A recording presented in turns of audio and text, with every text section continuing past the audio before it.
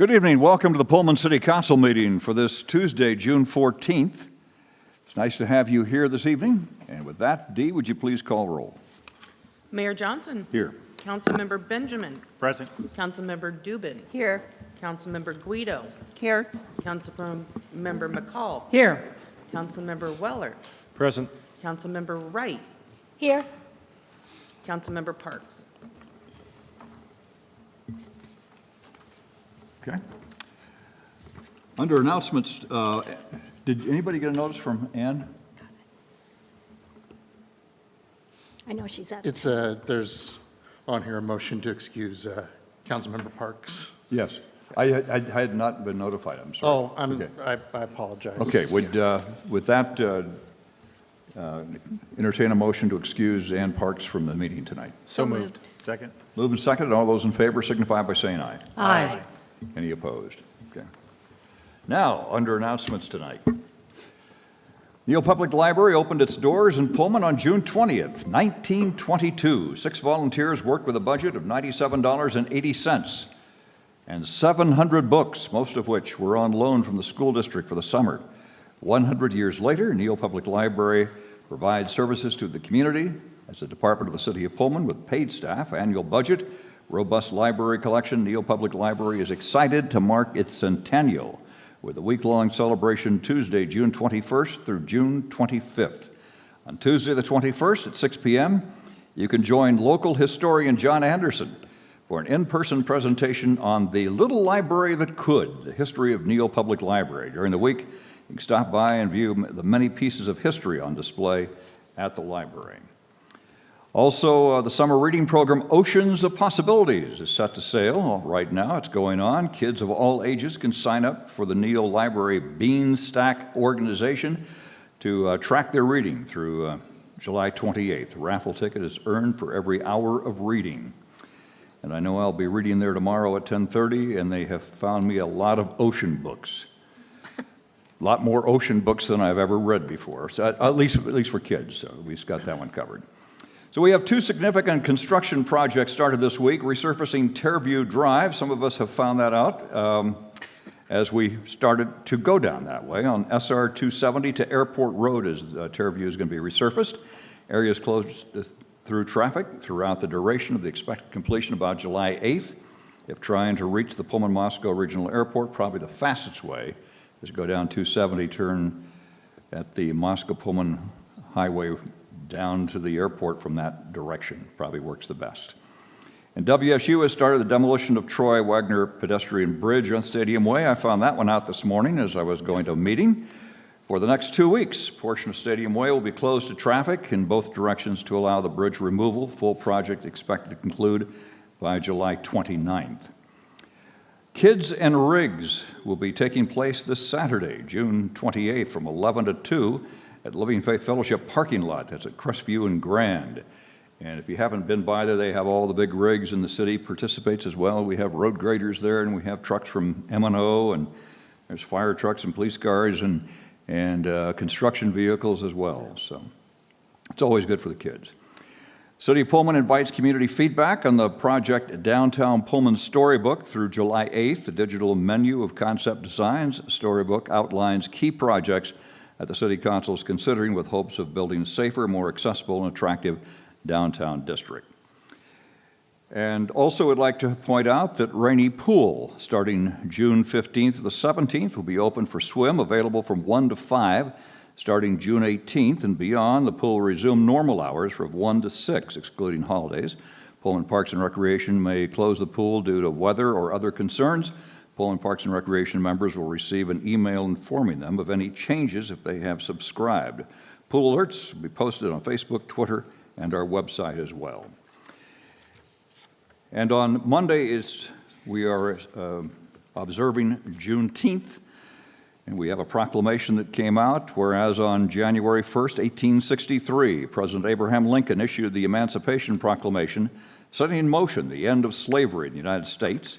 And whereas the Civil War ended with the surrender of General Lee on April 9th, 1865, and whereas the news reached Texas when the Union General Gordon Granger arrived at Galveston Bay with Union troops It was on June 19, 1865, that he announced the people of Texas are informed that in accordance with the proclamation of the Executive of the United States, all slaves are free. And so we will celebrate the federal holiday on Monday for Juneteenth.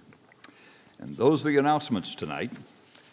Next item, before we go to the consent agenda, is we will take public comment on any action we're taking that's final tonight. This is a new law that just took place in June. It's ESHB 1329. The state legislature wants to make sure all public bodies take public comment, which we have long done, but also before you take any final action. So that would include the consent agenda tonight, but it does not include items 2, 3, and 4 on our agenda because those items have already taken public comment before planning. So if you have any comments you would like to make, public comments on any item that we have on our agenda, you may do so at this time, limited to 2 minutes. And if you want to, you can come to the podium and make any public comment on those items that are final action. Anything that's new will come up under new business at the end. And seeing none, we will close that public comment period. At this time, it's time for our consent agenda. These items are considered routine in nature. The council's had a chance to look at these items ahead of time. Do I hear a motion to read by title only? So moved. Moved and seconded. All those in favor signify by saying aye. Aye. Aye. Any opposed? With that, Laura McAloon, our city attorney. Thank you, Mayor.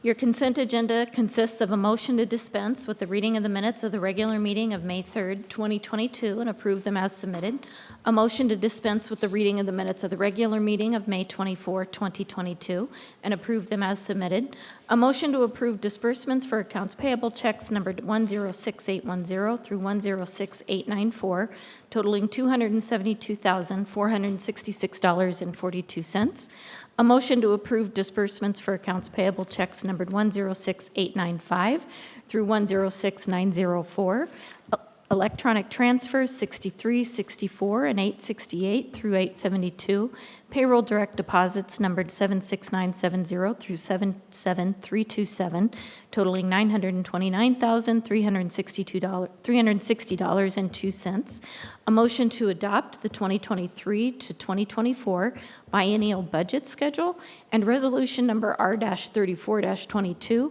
a resolution authorizing the execution of a third amendment to an agreement relating to proration of capital and operating costs of the Pullman wastewater treatment plant between the City of Pullman and Washington State University, extending the term through June 30th, 2023. Is there any item the council would like to offer discussion? Seeing none, the consent agenda consists of items 1 through 6. Do I hear a motion to approve? So moved. Second. Moved and seconded. All those in favor signify by saying aye. Aye. Any opposed? With that, we now move to the regular agenda. First comes an ordinance, the City of Council and the City of Pullman, and R.J. Lott's going to explain what this ordinance is all about. R.J.? Yes, thank you, Mayor. Good evening, Council. This item on the agenda for tonight really is more of a housekeeping item. So our current City Code, Section 13.80.150, allows for a one-year timeline for preliminary plats to be finalized. As this turns out, that's not consistent with state law under RCW 58-17-140, which allows for a 5-year timeline for plats approved after January 1st, 2015. So what this does is it gets City Code consistent with State Code. The amendment won't affect any existing preliminary plats. This will just be for those moving forward.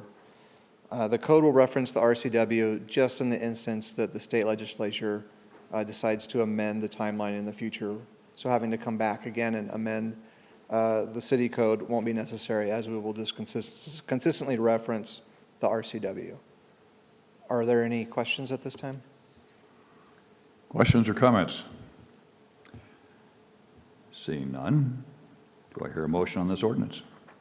Move to adopt. Moved and second. Laura? Thank you, Mayor. Ordinance number 22-13, an ordinance of the City Council of the City of Pullman, Whitman County, Washington, amending Pullman City Code Section 13.80.150, and ordinance numbers 97-18, Section 1, 1997, and 80-42, Section 16, 1980, and other matters properly related thereto. All those in favor signify by saying aye. Aye. Any opposed? Item number 2, an ordinance has been pulled from the agenda. We now move to item number 3, which is a resolution approving the amended Canyon Crest Planned Residential Development Preliminary Plan and rescinding Resolution R-1921. And before we do this, it's time for the appearance of fairness questions. And what I will do is I will start with Megan this time around, and then we'll start the next one with Becky. We'll just go that way. And I will ask you a question, and we go to every one of the council members. It's either yes or no. Okay? Here comes the first one. Does any member of this council have knowledge of having conducted business with either the proponents or opponents of this proceeding? No. No. No. No. No. No. Has any member of the council communicated with any proponents or opponents regarding the proposal that is subject to this proceeding? No. No. No. No. No. No. Does any member of this council have either a financial or personal interest in the outcome of this proceeding? No. No. No. No. No. No. And do you have your microphone on, Megan? Okay. Does any member of this council know whether or not their employer has a financial interest in this matter or has any interest in the outcome of this proceeding? No. No. No. No. No. No. No. Does any member of this council live or own property within 300 feet of the area which is subject to the proceeding? No. No. No. No. No. No. No. Does any member of this council have any special knowledge about the substance or merits of this proceeding which would or could cause the council member to prejudge the outcome of this proceeding? No. No. No. No. No. No. No. Is there any member of this council who believes that he or she cannot sit and hear the matter fairly and impartially, both as to the respective position of the proponents and opponents of the proceeding? No. No. No. No. No. No. No. Is there any member of the audience who, because of the appearance of fairness, wishes to disqualify any member of the council from hearing this matter? And if so, please state the name of the council member and the reason or reasons why you believe that member should be disqualified because of the appearance of fairness. And seeing none, we will now proceed. And the floor is yours, RJ. Great. Thank you, Mayor, and good evening again, Council. So this is the preliminary plan of Canyon Crest Planned Residential Development. This was originally approved by City Council in March of 2020, so a little bit more than a year ago. The applicant had originally planned for 75 total lots, with 68 of those being residentially developed. He now wants to amend this PRD to have 59 total lots, with 56 of them being residential, so a reduction from 68 to 56 in total residences. The major changes of this amendment are really the reduction in number of lots, as I mentioned, the removal of on-street parking for the private roads, and 3, the construction of homes with garages. This PRD will be developed in 4 phases, with the first one connecting the west end of Greyhound with the west end of Terraview. And that will be a public street, so those school children trying to get to Kamiak Elementary will have another pathway to do so. The other streets in the development will be private, and those come in later phases. So the first phase would connect Terraview to Greyhound, and the other 3 phases would be constructed at a later date, utilizing private roads. The resolution before you would rescind the previous resolution of R-19-21. And the next item on the agenda is the preliminary plat of Canyon View. So these two are somewhat tied together. Are there any questions that I could answer? Nathan. Thank you, Mr. Mayor. RJ, he wants to get rid of the on-street parking, correct? Correct. Do you see that as dangerous? I mean, there's going to be people that will be parking, I would think. So the previous PRD had no garages, so a majority of the residential parking would be along private roads. This takes the parking off of the street and puts them in the driveway and in the garages. So I would see that as a safer way to provide the parking for the residential units. So people won't be visiting. There will be spaces available, as is required per code, for every residential unit. So parking is provided on a per-bedroom basis. I believe it's 0.75 spaces per bedroom. Yeah. So depending upon how many bedrooms are in each unit, each dwelling unit, that's how many parking spaces would need to be provided. And that would be reviewed each time our department receives a building permit application. So it would go lot by lot. Do you know what prompted these changes?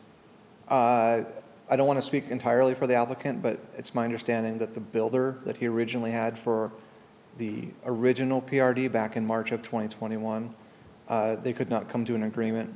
So the second builder came forward and wanted to build homes with garages, and then that resulted in these changes.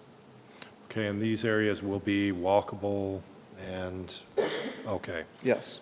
Just want to make sure because Yes, that's that is big a thing. requirement of PRDs. Okay. Yes. Good. Any other questions? If not, we'll entertain a motion on this resolution.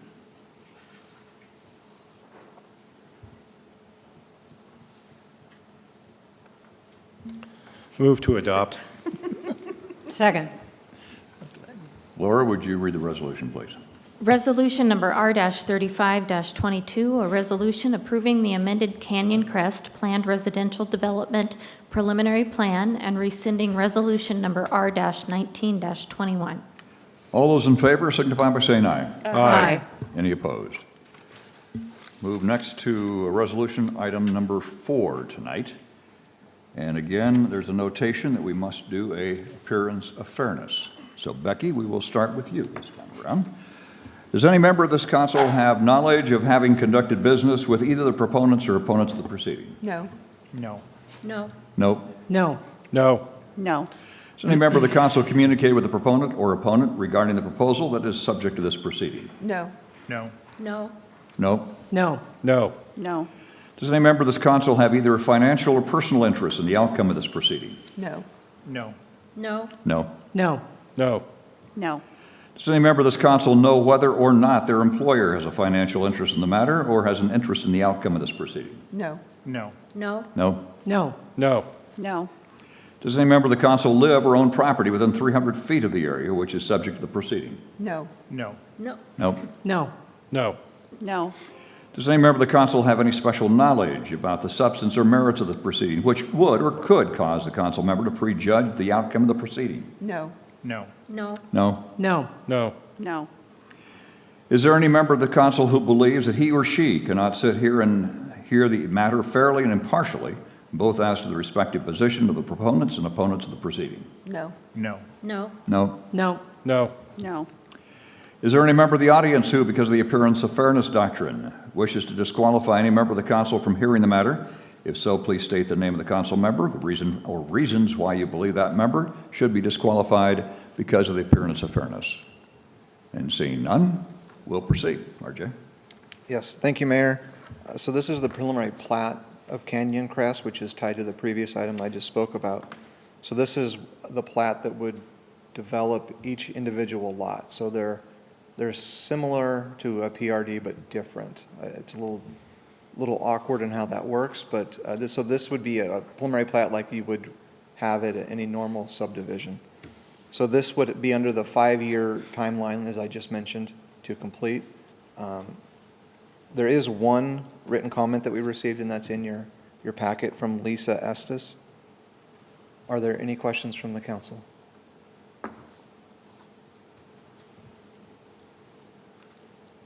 Seeing none. Move to adopt.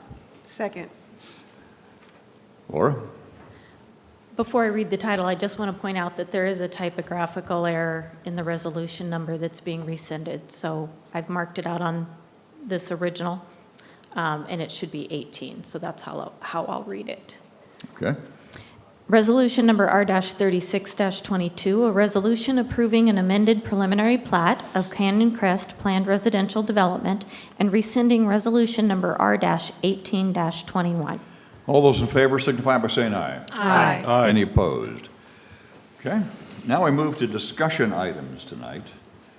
And the first item under discussion is city property at 530 East Main Street. Clayton Forsman, our Deputy Public Works Director, is here, along with the person who owns that, or interested in that. So with that, Clayton, it's yours. All right, thank you, Mayor, and good evening, City Council.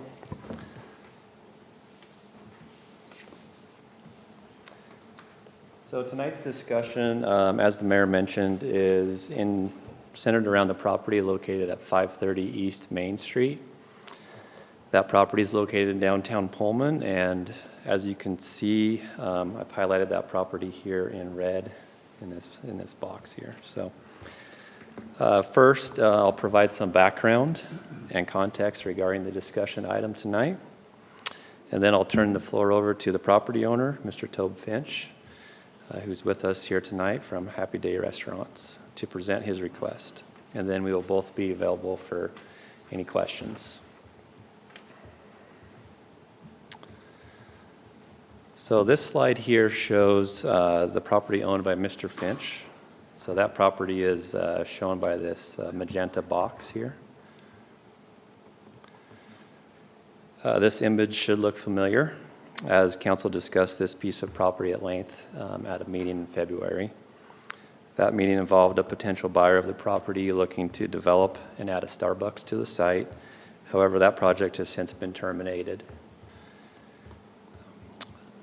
Also, as a quick refresher for council and those watching tonight, I'll give a little bit more history on this property, refresh everyone's memory. So in the northeast corner of the site, there's an unnamed street right-of-way that was vacated in 2014. So that would be these two squares here, these two rectangles. That was a 25-foot street right-of-way, and standard procedure is for half of that right-of-way to be vacated to each abutting property owner. So in this case, the magenta rectangle, when the street was vacated, that portion went to Mr. Tobe Finch, and then the blue rectangle here went to the city of Pullman, as we are the property owner to the north.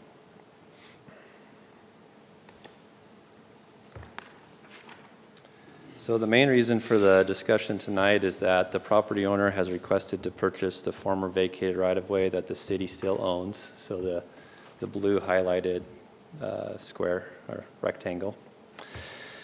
As you can see, it's a fairly small piece of land. It's about 12.5 feet wide, as I mentioned, half that street right-of-way, and 56 feet long.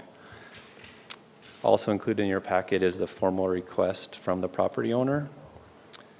Then the goal for the discussion is to obtain direction from council to staff on this request to purchase the city property. And if council does elect to sell the property, staff can work with Mr. Finch to prepare a purchase and sale agreement and bring that back to council for approval at a future meeting. So at this point, I'd like to turn the floor over to Mr. Finch to discuss his request, and then, like I said, we can answer any questions. Thank you. So after that deal ended, the realtor that we were working with basically said, hey, listen, for this to be a good property to go forward, you're going to have to clean this up, because in full disclosure, just going forward, you're going to have to tell them kind of what happened. So currently, I'm not working with a realtor. Probably we are looking at developing it ourselves, exploring those ideas. Last week, we talked to a local architect, about possibilities we had. I'm working with a developer friend who also, both of us lived in Pullman for, 15 years or so. He now lives in Spokane. I live in Lewiston. So anyway, we have a strong connection to Pullman, and So there's a lot of question marks around what we're going to do and how we're going to proceed, because a lot of times when you're doing development, you're trying to find out what is that perfect building that's going to fit a good tenant that's going to pay the amount due to make it all work. So initially, we had talked about possibly leveling that building.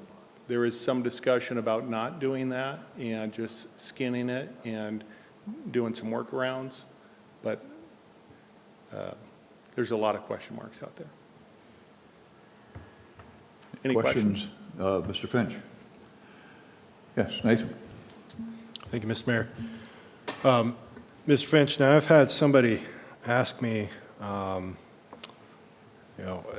pretty much what you just were talking about, what are the plans for this? And as you know, the council is very much about the downtown area, which is where your property is. So you're considering leveling the area. I know this kind of goes beyond what we're just talking about here. Being able to take on this portion, will that increase, help the valuation for that property? We believe it would, but, currently I've had 3 offers on the property to develop, and none of them have happened for different reasons. So I'd like to say, well, do I know exactly how this one's going to flesh out? I don't, because it is a little bit, it's kind of we're navigating waters to get the highest and best use from the property. So I do believe owning that piece, that sliver right there, would clean up the property lines, make it easier to work with. Okay, well, I'm very much in support of that. Clayton, I do have a question for you real quick.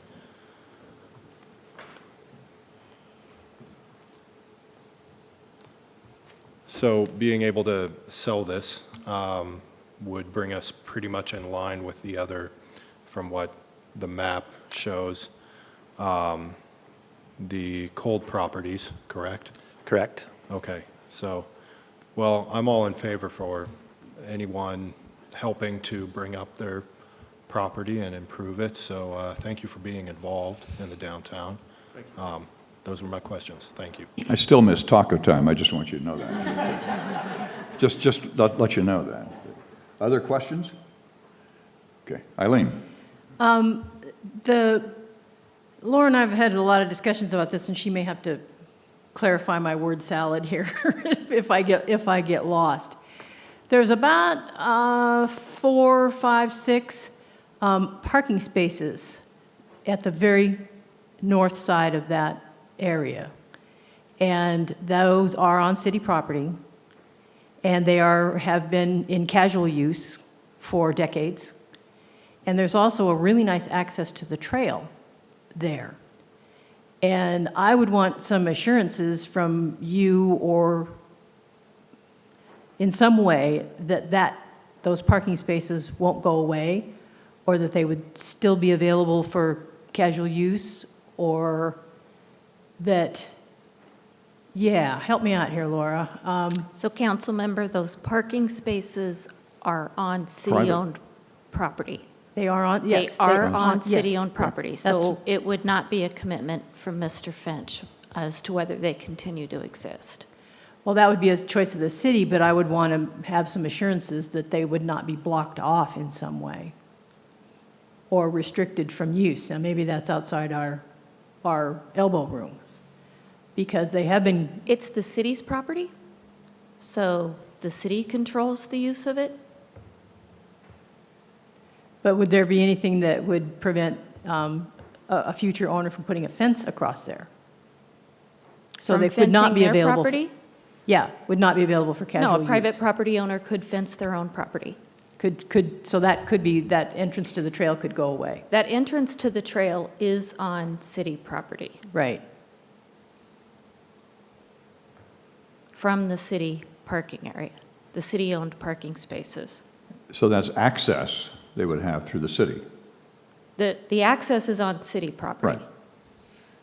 And that access was recently improved by the city.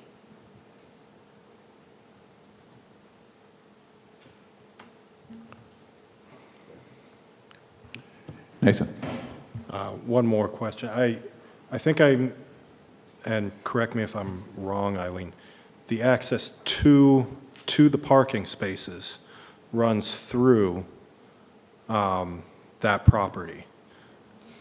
So council members, similar to the property that's adjacent to it, the old Armory property, those parking spaces are striped as if they are part of the private property. They are not. They are on city property. So the parking spaces, if that parking were to continue, the city would have to grant a lease to those private property owners. Okay. I'm just trying to make sure that, I mean, from what I understand with what Eileen was saying was getting to those parking spaces. That's the question. So if it was completely blocked off, those parking spaces remain, but completely blocked off from accessing them outside, like from the downtown area. So right now, they appear to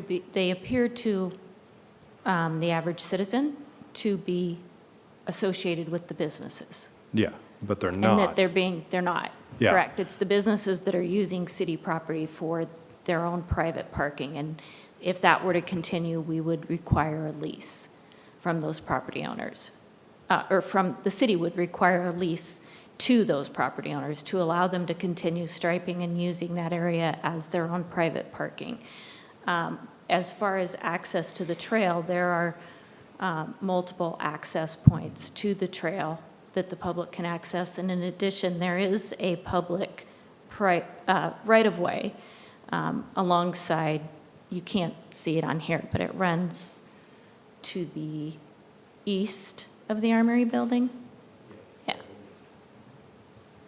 That is public. But it runs down a steep gravel driveway and across a parking lot and up over a steep berm. I believe it's how you access the area behind the Armory, isn't it, Clayton? Yeah. Yeah. Yes. It's what you probably consider to be the driveway along the Armory. That's actually a public right-of-way. So that's how those parking spaces are accessed on the Armory property, or adjacent to the Armory property. Next to the YMCA back there. Correct. In between the YMCA Right. and the That's where Armory everyone is a goes down public Parks. right-of-way. Yeah. So that's really the access. Correct. Yeah. Okay. Any other questions or comments? Well, this was a discussion item, and this is, Clayton wants to know where you're at on this, and so does Toby. So, Clayton, anything more specific you want from the council? And because we're not taking action. Yes. I had part of the discussion, piece, not questions, though. Okay. Go ahead. Thank you, Mayor. Related, when I'm looking at this property, I see this request is very similar to the request related to the Cole property. And I feel it's appropriate for us to follow similar as it related to what we did with that property. I know the last time this came before, it was the developer, not a property owner. And because of that, and because we weren't quite sure where things were settling out related to downtown projects, we had recommended going with a lease as opposed to a sale. Now that we've seen where, if we look at the projects that are being out in the public space related to the downtown, it's not related to this area. There's other areas that are being looked at. I feel there's better clarity as it relates to the downtown. And so I would be in proposal for a sale as opposed to a lease, so that it's in line with what we did with the adjoining property. Okay. Okay. Eileen. There are some confounding circumstances regarding the Cold property that don't make me comfortable with moving forward until we get some more clarity on the access to the trail in this area. Maybe develop that access so it's more, so our citizens or our residents are aware of its use and availability, because it's just not there. I mean, you can say it's there, it's a line on a map, but it's just not there. And I think we need to have far more clarity before we do anything on this. Okay, it's one person's opinion. We've also heard another person's opinion. Anything else any other council members would like to say so Clayton can have some knowledge of where we're going on this? Earlier, Nathan, you made a comment that you were favorable towards the proposal, but I don't know where you're at now.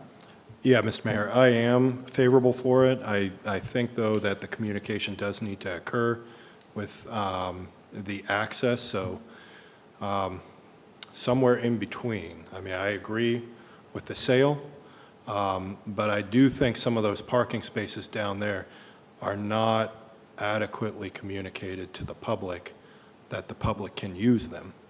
And this doesn't just include yours, or the possibility of yours, but access to those. So I think there is some clarification that needs to happen, some communication to the public, but I am in favor of sale, so. Becky? I'm also in favor of a sale, in part to keep it consistent with the way we've handled this property in the past, and also to encourage business owners downtown that they will be treated consistently and fairly when coming before council. Yeah. I think on the parking, if I could add. Sure. You know, just to some of the concerns, I don't really see it in our interest to fence that property off. It does create some property issues with access in that, you know, obviously we would have customers that would probably park there, but also if they park there, there's nothing that's going to stop somebody who's getting access to the river from parking in the parking lot. So it really seems more like shared space to the access, but that shared space is an opportunity for a customer as well, whatever that business ends up being. I like that collaborative attitude. I used to always cut through the parking lot just to get to the trail.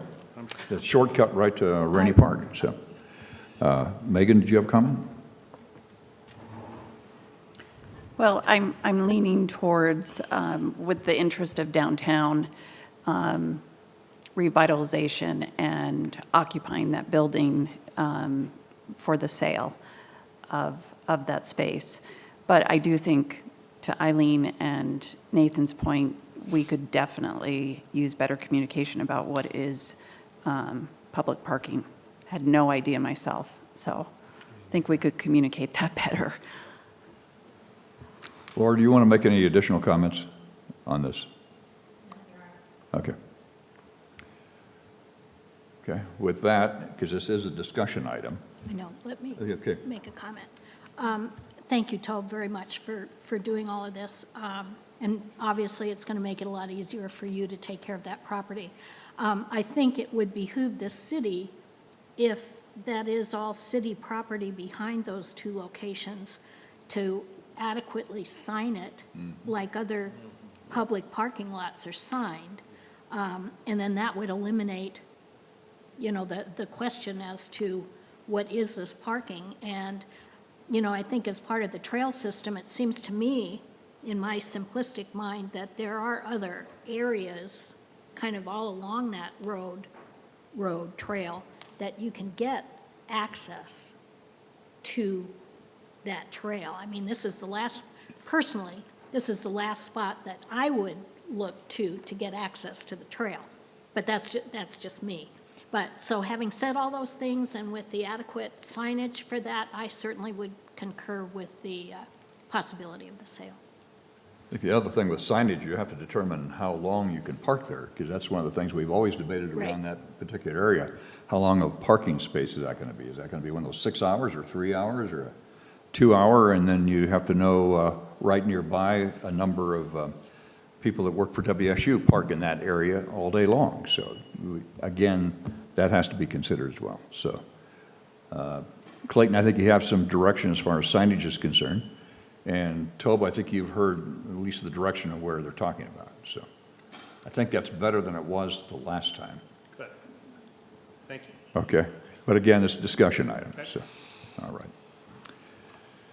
With that, we now move to item number 2, the South Bypass Drive widening. Clayton has quite a a memo there about that process. So Clayton? Thank you, Mayor. I'll pull this up here.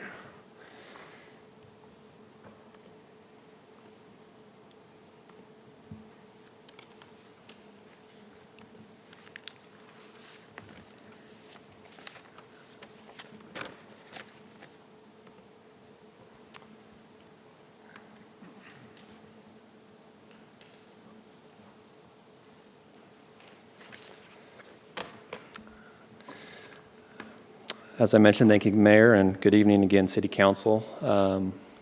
So tonight I'd like to discuss widening of the South Bypass as it relates to a recent development application that we received. For the benefit of those watching tonight and as a quick refresher, a little history on the South Bypass seems prudent. So on the screen here, you'll see the alignment for that South Bypass depicted here.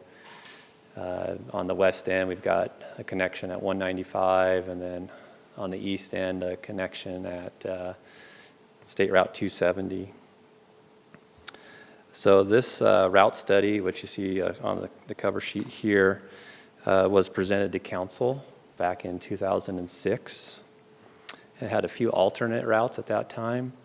And then it came back to council in 2007, at which time council adopted a preferred alternative route. And then since that time, over the few years since then, there's been a few minor modifications to the alignment, and those have also been approved by council.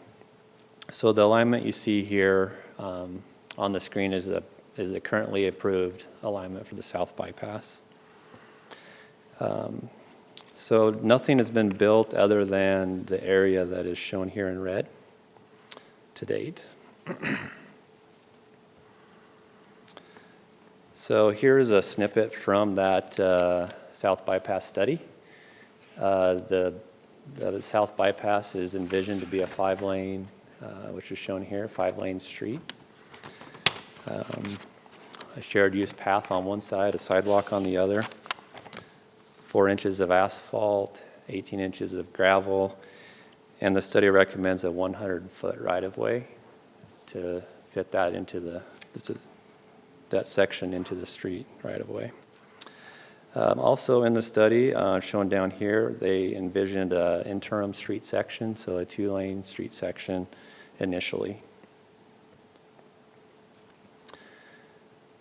In April, we received a site plan application to develop 2 lots that happen to fall next to that South Bypass. So those 2 lots are shown here in blue. The proposed development activity there is a commercial daycare building and associated improvements. These lots are located in the Palouse Business Center subdivision, which is highlighted in green. So if we take a look at that subdivision, I'll refer to it as the PBC subdivision. That subdivision did build the first section of the South Bypass, which is shown over here to the right. And as the study envisioned, an interim street section was built initially.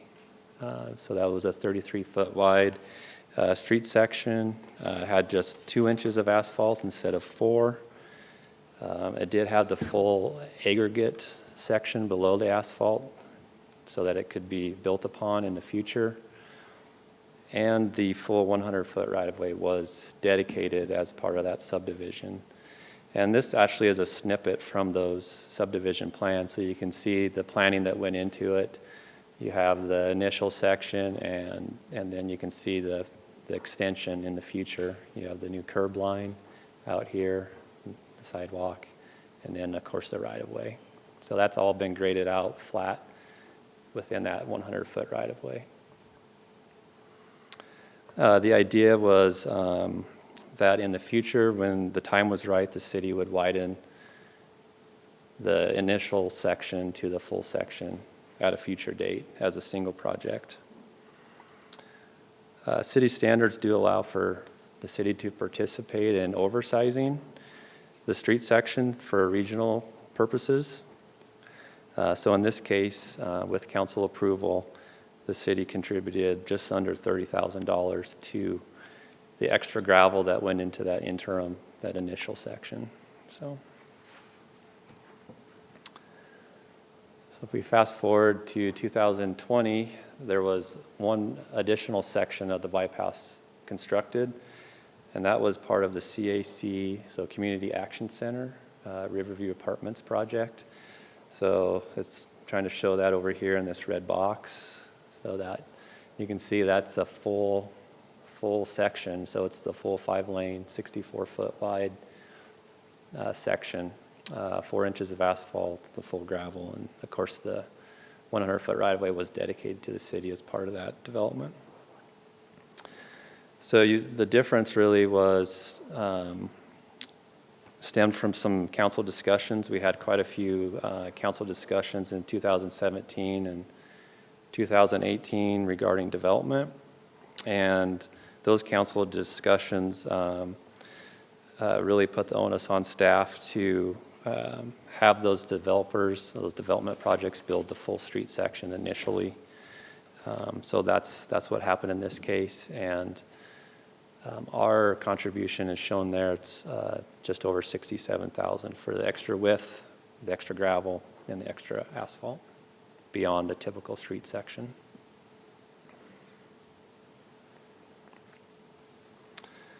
So with the proposed development that we have before us now that we're reviewing, it's located in the PBC subdivision. It's the first lot in that subdivision to be developed that's next to the bypass. We are kind of stuck in the middle of the previous policy, which built the interim street section with the idea that the city would widen it in the future, and the more recent policy to build the full width initially. So before opening up to discussion, there's a few key points that I thought it would be prudent to mention. The first would be traffic safety considerations. So if we follow kind of the more recent policy and this lot develops first and we ask them to widen the road, and then say this lot here develops, you're going to end up with some horizontal transitions from a 2-lane to a 5-lane section. So not only horizontal transitions, but also vertical transitions. As we add the 2 inches of asphalt at each of these transition points, there's going to be a vertical ramp to make that transition as well.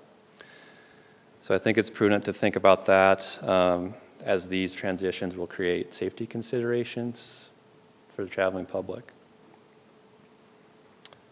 Second would be budget considerations.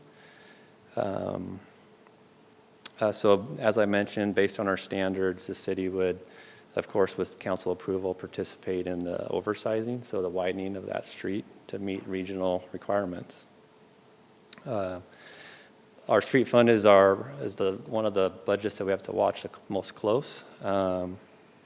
So if we're having to pull money to participate in oversizing, that's going to take money that we could alternatively be using for street maintenance and street capital projects.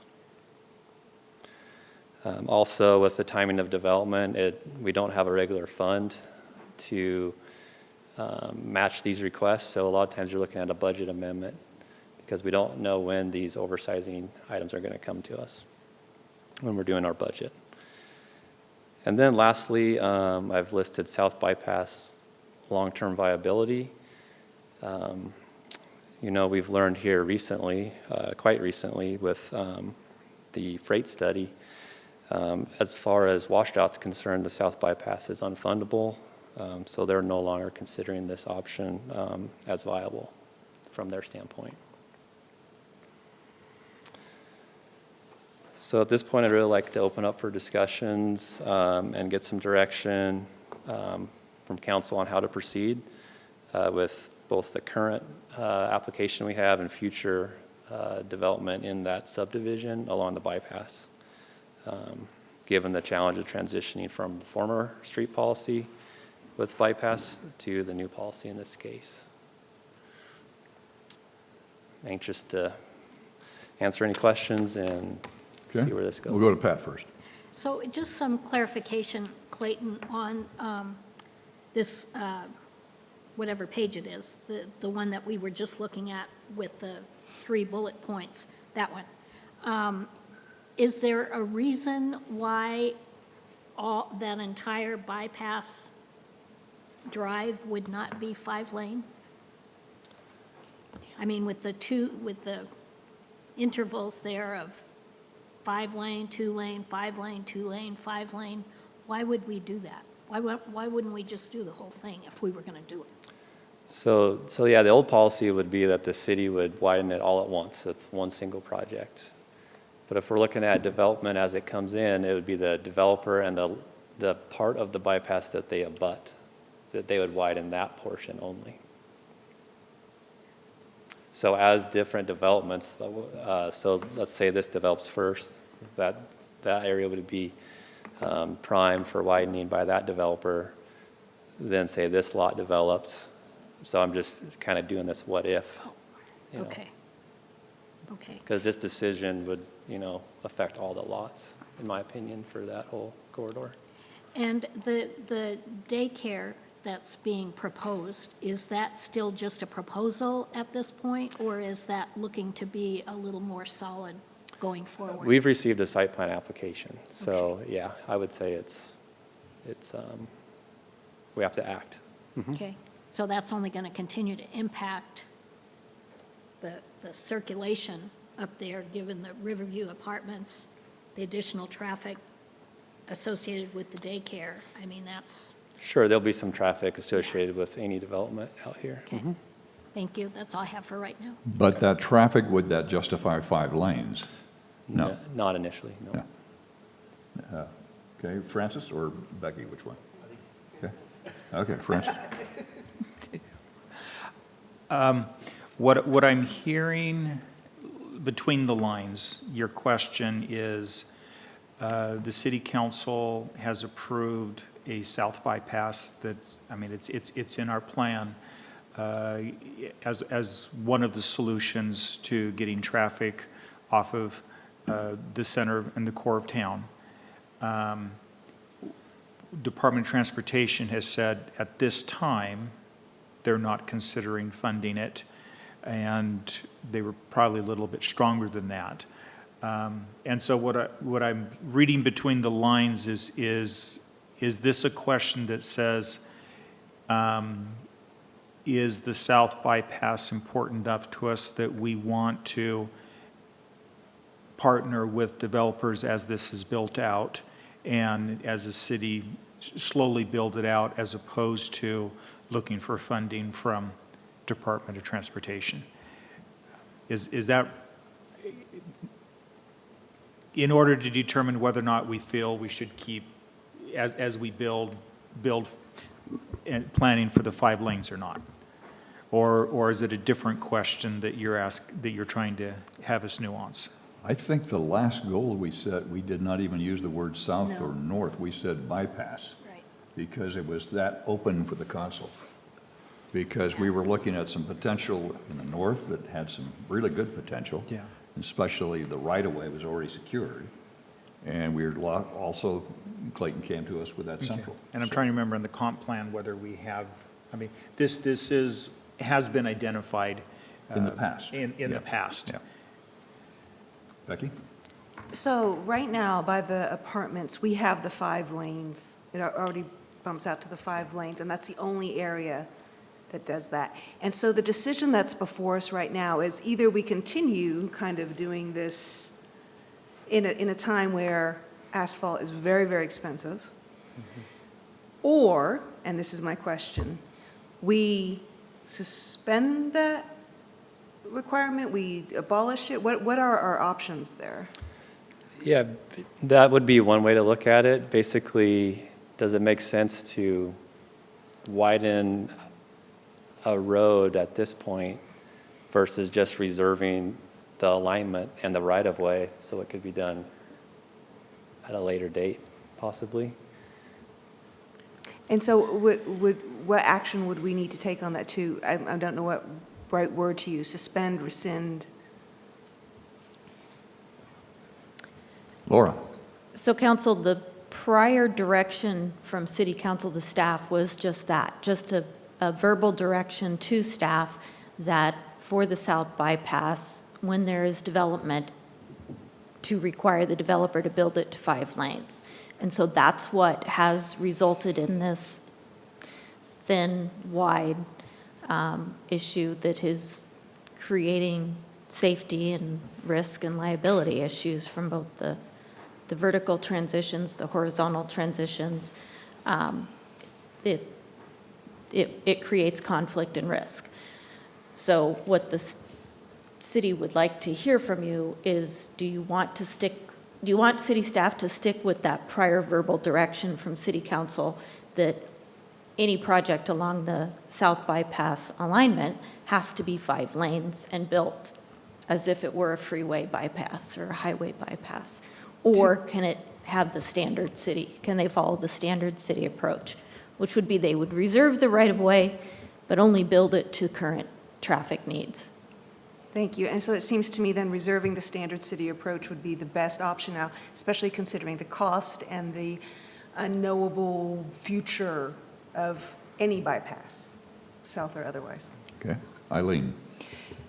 Yeah, I just want to make it clear that, we are urgently in need of a bypass, and there is an excellent option that is being explored that council has given the state permission to go forward with the grant for the Kirkendall Sand Road, which I drove again today.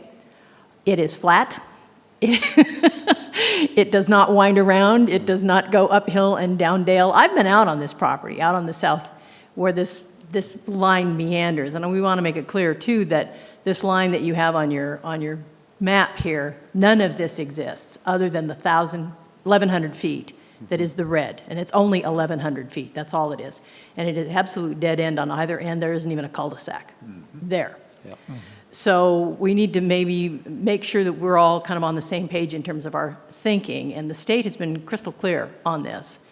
And I don't know where their heads were at when they proposed this alignment anyway, because it's extremely steep in various places. It crosses I think there's 3 200-foot cliffs that would have to go up and down, cross the creek, remove railroad tracks, take a house by eminent domain, and a lot of other kind of odd things. So we got to make it nice and sparkling clear that this quote-unquote south bypass, I'm tempted to go up there with a wrench, take the sign down. So that must be a part of our evaluation in terms of this. This is a lovely area for development, without a doubt. And I wish them well in their venture. The section that abuts the unnameable for the daycare is only 210 feet. So I'm kind of on the fence on this, but I just want to make sure that people understand that we're going to reserve the 100-foot right-of-way without a doubt, in my mind, but there will be no future quote-unquote south bypass development along this line. It just is not going to happen. But we urgently need a south bypass, and the other options that are available are far superior and a lot cheaper, like way cheaper. So just want to make that clear, whatever we decide to do with the road itself. Okay, Nathan? Thank you, Mr. Mayor. Like has already been said with the rest of the council members, there is no south bypass. We're not, there's going to be no ability to fund it without WashDOT, and WashDOT says no. So I do agree we've got to stop referring to it, or else people will think something is coming. And, I've been down this road, and it is a beautiful area for development. It really is. And it's growing. And I think Councilmember Dubin brought up some really, really good points. about the price for constructing, the gravel, everything like that, and really clarified it very well. So I appreciate that. I wanted to tell her that. And I agree, we just keep with the right-of-way, the current city code. And it's unfortunate, but another opportunity will come along. So, thank you, Clayton. Megan? Sorry. So I appreciate the 3 considerations that you put on that slide. I think they're the right considerations, and I do agree that the South Bypass, it would be nice to let the public know that that is not going to happen as we know it today. I do think there is a perception out there that we need to let people know it's not right. My biggest concern that you have up there about the considerations is the street budget. And I have concerns about our street budget and the state that our streets are in when we've had professionals come in and say, wow, you really need to work on your streets. And it is not a highly funded area, and I think we have to be really careful about use of those funds. So that's my biggest concern about going forward. Francis and then Eileen. So, what I'm hearing is that there's an overall majority that would prefer to go from doing the full 5 down to just 2. The question that we haven't talked about is the 18 inches of gravel. Is that something that if we go to that, do we still keep the 18 inches of gravel under the 2? Or do we reduce that to, because you use the term going to normal road, design. And so I'm interested in your thoughts as the value of us putting the 18 inches in. I know, Bishop Boulevard doesn't have the 18 inches, and there's times we kick ourselves because of that. So I'm interested in your thoughts related to the 18. I would say that if we're going to reserve the 100-foot right-of-way, it probably makes sense to build an interim section like we have been. Okay. So therefore, you'd have that increased gravel section. And I'd support that. Which is what you had on the other property you showed us. You showed us the 2 inches with 18 Yeah, gravel. that's right. Yeah.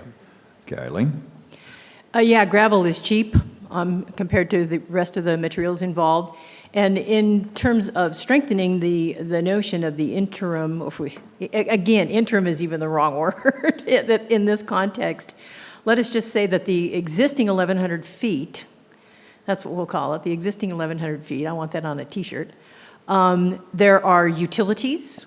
There is, I'm not sure about sewer, but there is definitely water and power. And on the other side of the street, there is a fully developed concrete sidewalk. So with the interim development, we would not be disturbing those or having to move those. And that would indeed be an inducement, I would think, to a developer. Look, it's shovel ready. It's ready to go.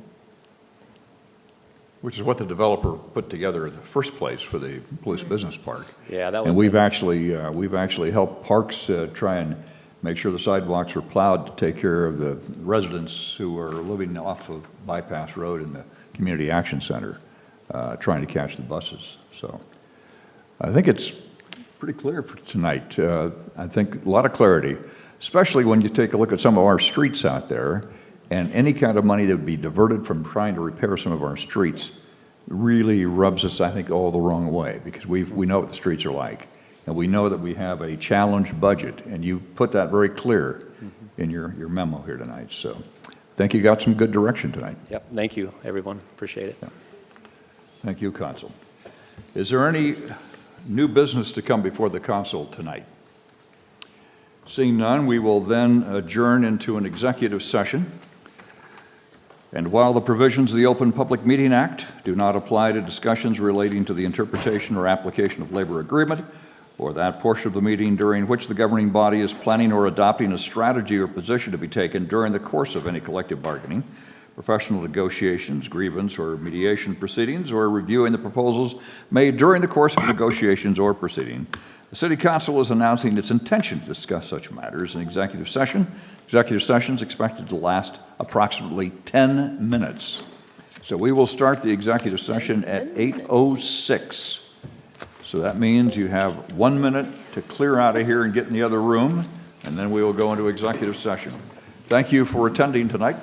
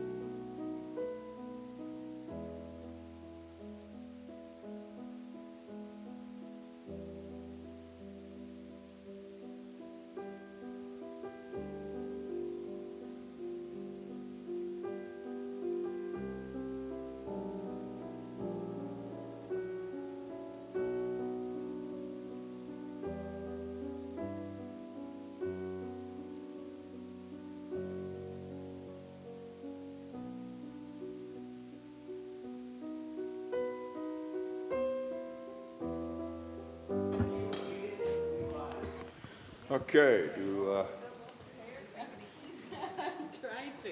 okay, Becky or Eileen, would you adjourn the meeting? Move to adjourn? Second. Move and second. All those in favor signify by saying aye. Aye. Any opposed? 8:16, we're adjourned.